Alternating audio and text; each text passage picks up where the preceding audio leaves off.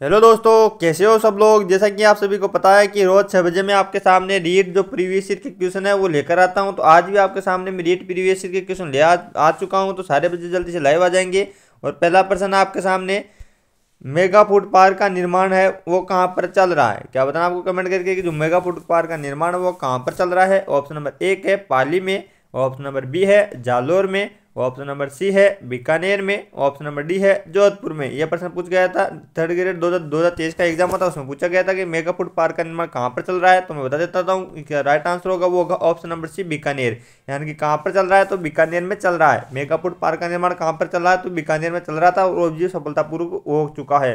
अगला प्रश्न आता है आपके सामने, राजस्थान का राज्य खेल कौन सा है। ये भी 2023 में प्रश्न से पता है कि राजस्थान का राज्य खेल कौन सा है। ऑप्शन नंबर एक है क्रिकेट, ऑप्शन नंबर बी है बास्केटबॉल, ऑप्शन नंबर सी है हॉकी, ऑप्शन नंबर डी है तीरंदाजी। तो इसका जो राइट आंसर हो जाएगा वो हो जाएगा option number B basketball. Rajasthan का राज्य खेल कौन सा हो जाएगा, तो वो बास्केटबॉल हो जाएगा। नेक्स्ट क्वेश्चन आता है, किशनगढ़ हवाई अड्डे का उद्घाटन कब किया गया था। क्या बताना आपको कि जो किशनगढ़ हवाई अड्डा अजमेर में जो स्थित है उसका उद्घाटन कब किया गया था। ऑप्शन नंबर एक है मार्च 2017, ऑप्शन नंबर बी है अक्टूबर 2017, ऑप्शन नंबर सी है जून 2017, ऑप्शन नंबर डी है दिसंबर 2017। तो इसका जो उद्घाटन किया था वो किया था ऑप्शन नंबर बी अक्टूबर 2017 में इसका उद्घाटन किया गया था। ध्यान रखना आपको, किशनगढ़ जो अजमेर में हवाई अड्डा है उसका उद्घाटन कब किया गया था, तो अक्टूबर 2017 में इसका उद्घाटन किया गया था। नेक्स्ट क्वेश्चन आ जाता है, 20 डिग्री से 30 डिग्री तापमान व 90 दिन पाला रहित कौन सी फसल की अच्छी गुणवत्ता के उत्पादन के लिए आवश्यक है। इंपॉर्टेंट कर लेना इस क्वेश्चन को। यह भी 2023 में प्रश्न पूछा गया है कि 20 डिग्री से 30 डिग्री तापमान व 90 दिन पाला रहित कौन सी फसल की अच्छी गुणवत्ता के उत्पादन के लिए आवश्यक है। ऑप्शन नंबर एक है गेहूं, ऑप्शन नंबर दो है सरसों, ऑप्शन नंबर सी है चना, ऑप्शन नंबर डी है कपास। तो दोस्तों इसका जो राइट आंसर होगा वो होगा ऑप्शन नंबर डी कपास। यानी कि जो कपास है उसके लिए 20 डिग्री से 30 डिग्री तापमान चाहिए, वह 90 दिन का पाला रहित होता है, तब ये कपास की फसल उत्पादित होती है। ऑप्शन नंबर डी इस क्वेश्चन का करेक्ट आंसर हो जाएगा। अगला क्वेश्चन आपके सामने, निम्नलिखित में से कौन से जिले में 2011 की जनगणना के अनुसार न्यूनतम नगरीय जनसंख्या मिलती है। जो बच्चे लाइव जुड़े हुए सारे के सारे आंसर देकर बताएंगे कि 2011 की जनगणना के अनुसार न्यूनतम नगरीय जनसंख्या कहाँ पर मिलती है। ऑप्शन नंबर एक है जालोर में, ऑप्शन नंबर बी है बाड़मेर में, ऑप्शन नंबर सी है बांसवाड़ा में, ऑप्शन नंबर डी है राजसमंद में। तो जिस बच्चों ने ऑप्शन नंबर सी बताया उनका आंसर सही हो जाएगा, उनको बहुत बहुत शुभकामनाएं। यानी कि इसका जो राइट आंसर है वो है ऑप्शन नंबर सी। 2011 की जनगणना के अनुसार न्यूनतम नगरीय जो जनसंख्या है वो बांसवाड़ा में मिलती है। ऑप्शन नंबर सी इस क्वेश्चन का करेक्ट आंसर हो जाएगा। नेक्स्ट क्वेश्चन आ जाता है, उत्तर से दक्षिण गलियारा राजस्थान के किस जिले से होकर गुजरता है। इंपॉर्टेंट कर लेना इस क्वेश्चन को कि उत्तर से दक्षिण गलियारा जो है वो राजस्थान के किस जिले से होकर गुजरता है। ऑप्शन नंबर ए है जयपुर, ऑप्शन नंबर बी है भरतपुर, ऑप्शन नंबर सी है धौलपुर, ऑप्शन नंबर डी है दौसा। तो जिन बच्चों ने ऑप्शन नंबर सी बताया उनका आंसर करेक्ट है। कहाँ से होकर गुजरता है, तो धौलपुर से होकर गुजरता है। यानी कि जो उत्तर दक्षिणी गलियारा है वो राजस्थान के धौलपुर जिले से होकर गुजरता है। ऑप्शन नंबर सी इस क्वेश्चन का करेक्ट आंसर हो जाएगा। नेक्स्ट क्वेश्चन आ जाता है आपके सामने, जेठ सागर, ब्रह्मसागर, कौशीराम का कुंड निम्न में से किस शहर में स्थित है। ऑप्शन नंबर एक है बूंदी, ऑप्शन नंबर बी है जैसलमेर, ऑप्शन नंबर सी है बीकानेर, ऑप्शन नंबर डी है कोटा। सभी बच्चे आंसर देंगे इस क्वेश्चन का कि कौन सा आंसर इस क्वेश्चन का करेक्ट आंसर हो जाएगा। तो इसका जो राइट आंसर होगा वो होगा जैसलमेर। यानी कि कहाँ से होकर गुजरता है, तो जैसलमेर से होकर गुजरता है। यानी कि जेठ सागर, ब्रह्मसागर और कौशियन का कुंड है वो राजस्थान के जैसलमेर से होकर गुजरता है। ऑप्शन नंबर बी इस क्वेश्चन का करेक्ट आंसर हो जाएगा। अगला क्वेश्चन आ जाता है, निम्नलिखित में से राजस्थान में कौन सा जिला मृत त्रिकोण का भाग नहीं है। क्या बताना है कि इनमें से कौन सा जिला है जो मृत त्रिकोण का भाग नहीं है। ऑप्शन नंबर ए है जोधपुर, ऑप्शन नंबर बी है जैसलमेर, ऑप्शन नंबर सी है बीकानेर, ऑप्शन नंबर डी है बाड़मेर। तो कौन सा नहीं होगा आपको कमेंट बॉक्स में बता देना है। और जिन बच्चों ने बाड़मेर बताया उनका आंसर करेक्ट हो जाएगा। यानी कि मृत त्रिकोण ऐसे बनता है, उसमें कौन सा जिला सम्मिलित नहीं है, तो बाड़मेर नहीं है। जबकि इधर आ जाएगा जैसलमेर, यहाँ जाएगा बीकानेर और यहाँ कौन सा आ जाएगा, तो यहाँ आ जाएगा जोधपुर। ये तीनों के तीनों जिलों है वो राजस्थान में मृत त्रिकोण बनाते हैं। ऑप्शन नंबर जो बाड़मेर है वो इसमें मृत त्रिकोण नहीं बनाता है। अगला क्वेश्चन आ जाता है, किस जिले में तंबाकू की खेती प्रमुख रूप से की जाती है। क्या बताना है कि वह कौन सा जिला है जहां पर तंबाकू की खेती प्रमुख रूप से की जाती है। ऑप्शन नंबर एक है अलवर, ऑप्शन नंबर बी है जैसलमेर, ऑप्शन नंबर सी है बीकानेर, ऑप्शन नंबर डी है बाड़मेर। तो कहाँ पर की जाती है आपने बताना है। और आप जिन बच्चों ने ऑप्शन नंबर ए बताया उनका आंसर सही हो जाएगा। यानी कि अलवर जिले में तंबाकू की खेती है वो प्रमुख रूप से होती है। ऑप्शन नंबर ए इस क्वेश्चन का करेक्ट आंसर हो जाएगा।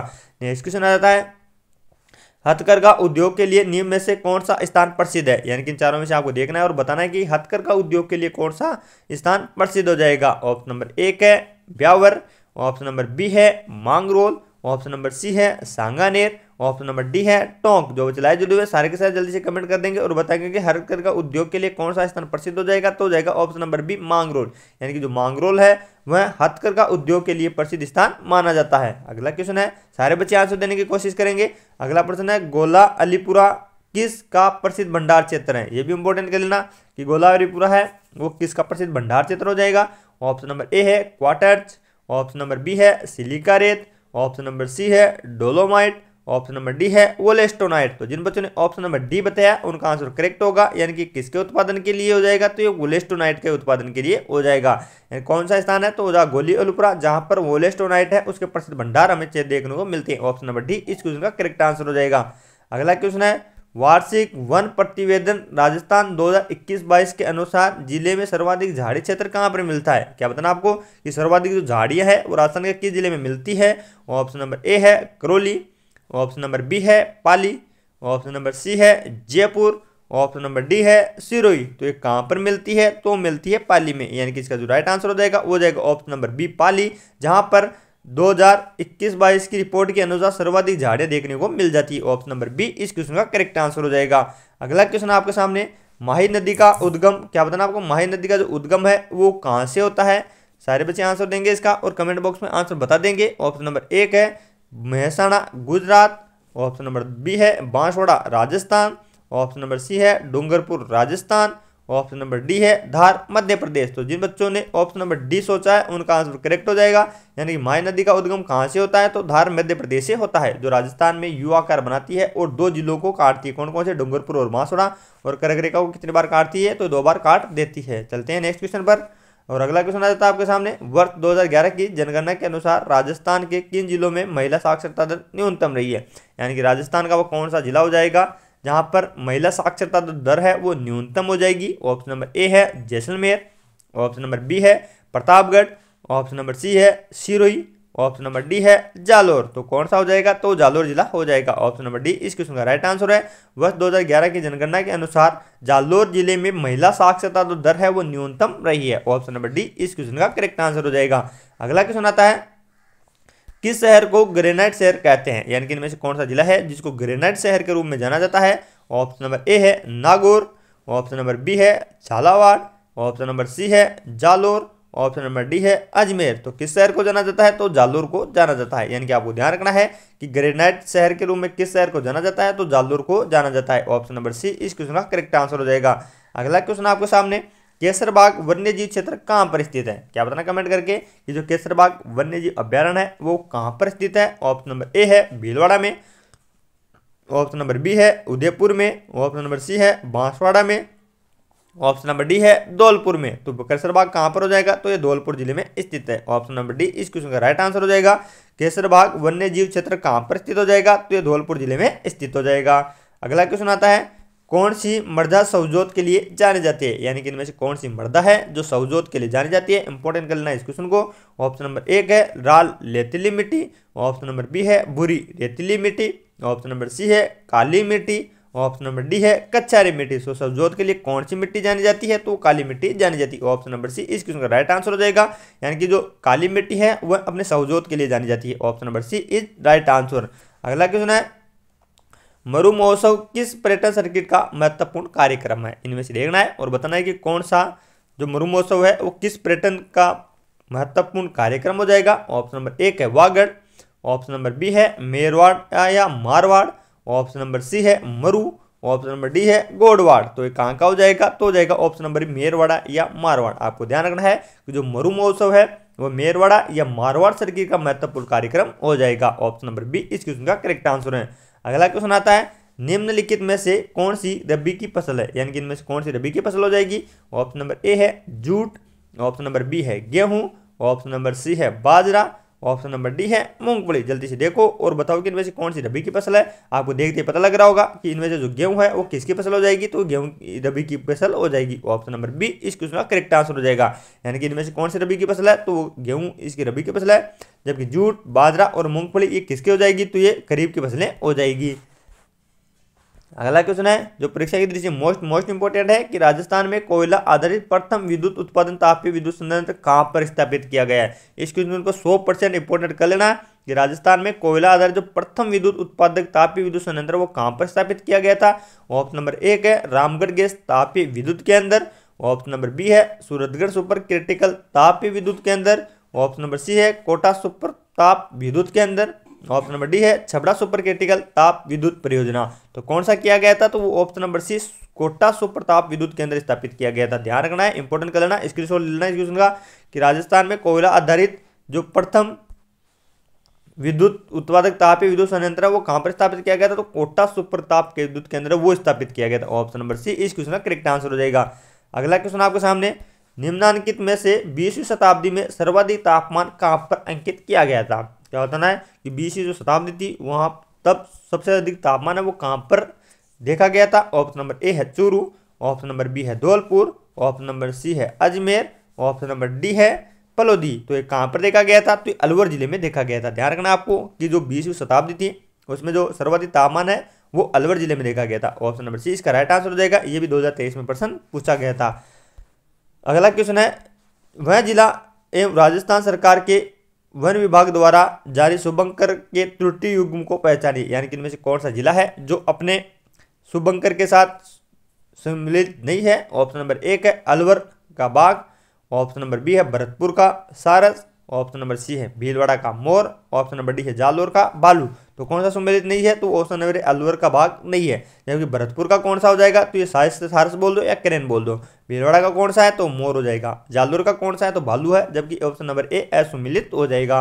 अगला क्वेश्चन आ जाता है, लसाड़िया का पठार राजस्थान के किस जिले में स्थित है। क्या बताना है कि जो लसाड़िया का पठार है वो किस जिले में स्थित है। ऑप्शन नंबर ए है राजसमंद। ऑप्शन नंबर बी है सिरोही। ऑप्शन नंबर सी है बांसवाड़ा। ऑप्शन नंबर डी है उदयपुर। तो लसाड़िया का पठार किस जिले में स्थित हो जाएगा, तो उदयपुर जिले में स्थित हो जाएगा। ऑप्शन नंबर डी इस क्वेश्चन का राइट आंसर है। लसाड़िया का पठार राजस्थान के किस जिले में स्थित है, तो उदयपुर जिले में स्थित है। ऑप्शन नंबर डी इस क्वेश्चन का करेक्ट आंसर हो जाएगा। अगला क्वेश्चन आ जाता है, राजस्थान में 1985 में यूनेस्को द्वारा सबसे पहले किसको विश्व प्राकृतिक धरोहर में सम्मिलित किया गया था। इंपोर्टेंट कर लेना, इनमें से कौन सा स्थान है जिसको 1985 में यूनेस्को के द्वारा सबसे पहले विश्व प्राकृतिक सूची में सम्मिलित किया गया था। ऑप्शन नंबर 1 है रणथंबोर राष्ट्रीय उद्यान। ऑप्शन नंबर बी है राष्ट्रीय मरु अभ्यारण्य। ऑप्शन नंबर सी है दर्रा अभ्यारण्य। ऑप्शन नंबर डी है केवलादेव राष्ट्रीय उद्यान। तो किसको सम्मिलित किया गया था, तो केवलादेव राष्ट्रीय उद्यान को सम्मिलित किया गया था। राजस्थान में 1985 में यूनेस्को के द्वारा सबसे पहले केवलादेव राष्ट्रीय धरोहर को सम्मिलित किया गया था। ऑप्शन नंबर डी इस क्वेश्चन का करेक्ट आंसर हो जाएगा। अगला क्वेश्चन आ जाता है, खारवाल जनजाति कौन सी झील में नमक उत्पादन करती है, यानी कि इनमें से कौन सी झील है या कौन सी झील है जहां पर खारवाल जनजाति के लोग हैं वो नमक उत्पादन करते हैं। Option number A Lunkaransar. Option number B है पचपदरा। ऑप्शन नंबर सी है डीडवना। ऑप्शन नंबर डी है डेगाना। तो कहां पर करते हैं, तो पचपदरा में लूण उत्पादित करते हैं। यानी जो खारवाल जनजाति है वो पचपदरा झील में नमक का उत्पादन करते हैं। ऑप्शन नंबर बी इस क्वेश्चन का करेक्ट आंसर हो जाएगा। अगला क्वेश्चन आता है आपके सामने, राजस्थान का अधिकांश उच्चावतीय भाग औसत समुद्र तल से कितने मीटर ऊपर की श्रेणी में आता है। तो ऑप्शन नंबर 1 है 250 से 300। ऑप्शन नंबर बी है 200 से 250। ऑप्शन नंबर सी है 450 से 500। ऑप्शन नंबर डी है 150 से 200। तो कितना आता है, तो आता है 150 से 200। यानी कि राजस्थान का अधिकांश उच्चावतीय भाग है वो औसत तल से 150 से 200 मीटर ऊंचे श्रेणी में आता है। ऑप्शन नंबर डी इस क्वेश्चन का राइट आंसर हो जाएगा। अगला क्वेश्चन आपके सामने, राजस्थान के किस जिले में बाणगंगा नदी बेसिन का सर्वाधिक प्रतिशत भाग है, यानी इनमें से कौन सा जिला है जहां पर बाणगंगा नदी बेसिन का सर्वाधिक भाग हो जाएगा। ऑप्शन नंबर ए है भरतपुर। ऑप्शन नंबर बी है दौसा। ऑप्शन नंबर सी है अलवर। ऑप्शन नंबर डी है जयपुर। तो कौन सा हो जाएगा, तो हो जाएगा भरतपुर। यानी कि आपको ध्यान रखना है कि बाणगंगा नदी बेसिन का अगर सर्वाधिक प्रतिशत भाग पूछे तो किस जिले का हो जाएगा, तो भरतपुर में स्थित है। देख जयपुर नहीं करना है आपको, कौन सा होगा, तो भरतपुर इसका राइट आंसर हो जाएगा। अगला क्वेश्चन आ जाता है, राजस्थान में भालुओं का पहला संरक्षित क्षेत्र कौन सा है। क्या बताना है कि राजस्थान में भालुओं का पहला जो संरक्षित क्षेत्र है वह कौन सा है। ऑप्शन नंबर ए है सुंदा माता। ऑप्शन नंबर बी है गोगेलाव। ऑप्शन नंबर सी है साकम्बरी। ऑप्शन नंबर डी है गुड्डा विश्नोइया। तो कौन सा हो जाएगा, तो हो जाएगा सुंदा माता जो जालोर में स्थित है, वो भालुओं का पहला संरक्षित क्षेत्र माना जाता है। ऑप्शन नंबर ए इस क्वेश्चन का राइट आंसर हो जाएगा। अगला क्वेश्चन आ जाता है रोहिल एक महत्वपूर्ण क्षेत्र है। क्या बताना है कि रोहिल है वो एक किसका महत्वपूर्ण क्षेत्र हो जाएगा। ऑप्शन नंबर ए है थोरियम के लिए, ऑप्शन नंबर बी है यूरेनियम के लिए, ऑप्शन नंबर सी है लिथियम के लिए, ऑप्शन नंबर डी है जर्कोनियम के लिए। तो किसके लिए हो जाएगा, तो हो जाएगा यूरेनियम के लिए। ऑप्शन नंबर बी इस क्वेश्चन का राइट आंसर हो जाएगा। जो रोहिल है वो महत्वपूर्ण क्षेत्र किसका हो जाएगा, तो यूरेनियम का हो जाएगा। ऑप्शन नंबर बी इस क्वेश्चन का राइट आंसर हो जाएगा। नेक्स्ट क्वेश्चन आ जाता है सिरमेगी electric research and development centre कहाँ पर स्थापित किया गया है, इसको भी इंपॉर्टेंट कर लेना। ऑप्शन नंबर ए है बीकानेर, ऑप्शन नंबर बी है चूरू, ऑप्शन नंबर सी है जोधपुर, ऑप्शन नंबर डी है जयपुर। तो ये कहाँ पर स्थापित किया गया है, तो बीकानेर में स्थापित किया गया है। यानी कि सिरमेगी electric research and development centre वो है वो बीकानेर में स्थापित किया गया है। तो दोस्तों ये थी अपनी रीट की प्रीवियस ईयर में आई हुई क्वेश्चनों की बेहतरीन क्लास। आशा करता हूँ कि आपको क्लास अच्छी लगी होगी। अगर अच्छी लगी है तो चैनल को सब्सक्राइब कर लेना, क्योंकि जैसे ही कल मैं आपके सामने इसी प्रकार की बेहतरीन क्लास लेकर आऊँगा तो आपके सामने इसका नोटिफिकेशन आ जाएगा। तो दोस्तों मिलते हैं कल इसी प्रकार की बेहतरीन क्लास के साथ। तब तक के लिए जय हिंद जय भारत, सभी बच्चों का दिन शुभ हो।